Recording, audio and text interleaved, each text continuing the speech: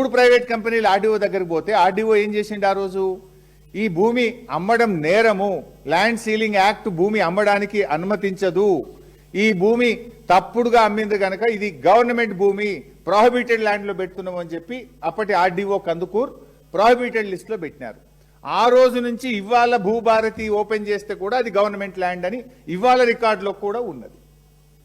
తర్వాత RDO rejection మీద high court single bench RDO నిర్ణయం కరెక్ట్ అన్నది, హైకోర్టు డివిజన్ బెంచ్ ఆర్డీఓ నిర్ణయం కరెక్ట్ అన్నది.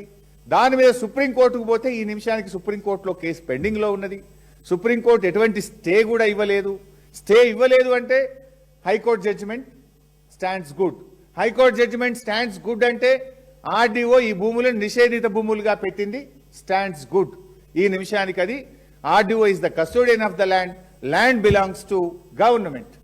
కానీ అక్కడ ఏం జరుగుతుంది? అలా చుట్టూ ఫెన్సింగ్, చుట్టూ బౌన్సర్లు, ఆడ రోజుకొక బోర్డు వెలుస్తా ఉంది. ఆ బోర్డుల సంగతి చెప్తా. ఇది land belongs to so and so అంటుంది. ఎట్లయితుంది అది? హైకోర్టు చెప్పింది కదా, సర్వోన్నత న్యాయస్థానం చెప్పింది కదా, ఆర్డీఓ చెప్పింది కదా, కలెక్టర్ చెప్పింది కదా, భూభారతిలో ఇది ప్రభుత్వ భూమని ఈ రోజు కూడా చూపిస్తున్నది కదా. మరి ఎందుకు దీన్ని కాపాడతలేరు అంటే రక్షకుడే భక్షకుడైంది కనుక ఎట్లా పోతాడు? స్వయంగా రెవెన్యూ మంత్రి భూముల వెనుక ఉంటే రెవెన్యూ మంత్రి కింద ఉండే చిన్న అధికారి ఆర్డీఓ ఆ భూములను ఎట్లా కాపాడతాడు?